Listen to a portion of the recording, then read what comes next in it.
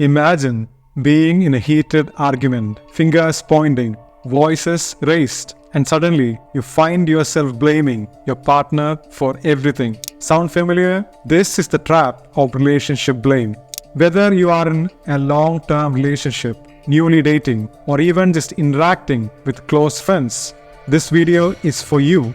By the end of our conversation, you will understand why we often blame those closest to us and how to break this cycle for healthier, happier connections. Today, we are discussing 3 topics: the psychology behind blaming, the reasons we do it, and the 3 transformative strategies to stop the blame game.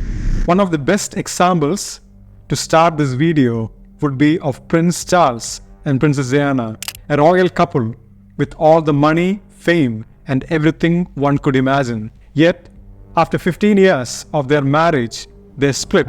Diana shared that she felt lonely and wasn't getting the support she needed, and even hinted at another woman being close to Charles. This high-profile example reminds us that even the most admired couples aren't immune to the blame game. It's a universal challenge that can affect anyone, regardless of how in love or connected they feel. At its heart, blaming our partners is a defense mechanism. It's a way to protect our ego and deflect responsibility.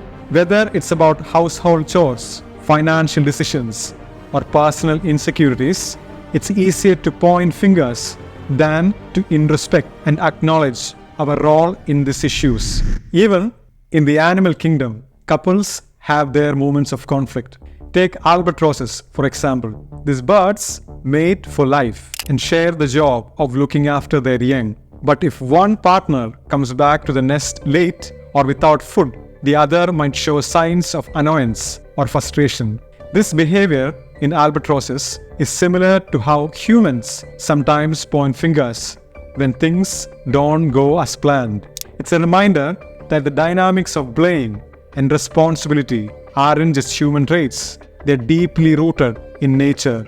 When it comes to humans, the act of blaming our partners often serves as a reflection of deeper internal struggles. One way to look at it is as a tool to assert dominance or control in a relationship. By making their partner feel at fault, they can gain an upper hand, steering the relationship's dynamics in their favor. Another reason for this blame game often emerges from a distorted pursuit of perfection. Many grow up with idealized notions of love and partnership, believing that true love means flawless harmony. When reality doesn't align with this ideal, blame becomes an easy escape. Instead of accepting that imperfections and disagreements are natural, individuals might point fingers at their partners, believing they are the reason the relationship isn't perfect. Now, let's talk about 3 strategies to break the blame cycle. Number 1 is self-distancing. This technique involves viewing a situation from a third-person perspective, as if you are an outside observer. This technique, supported by psychological research, helps to reduce emotional reactivity. When a conflict arises, take a mental step back and assess the situation as if you're watching a movie. This can help you respond more rationally and less defensively. Number 2 is active listening. This method involves fully concentrating, understanding, and responding to what the other person is saying. It's more than just hearing words, it's about understanding intent. By practicing active listening, you ensure that misunderstandings are minimized. This approach, backed by numerous psychological studies, promotes trust, reducing the need to play the blame game. Number 3 is attachment style awareness. Everyone has an attachment style: secure, anxious, avoidant, or disorganized, based on early childhood experiences.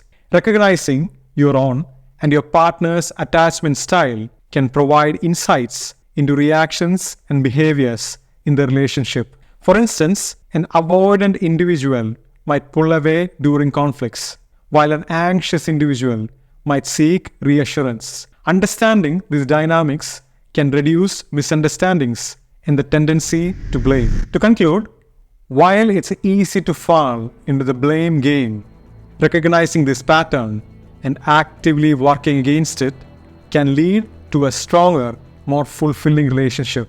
Instead of viewing conflicts as hurdles, see them as stepping stones towards a deeper understanding and connection with your partner. Every conversation, every disagreement is an opportunity to strengthen your bond. So the next time you feel the urge to blame, think about all the good things they have done for you and choose love over conflict. This is Pranay signing off until next Friday. Until then, appreciate your connections, seek understanding, and nurture love.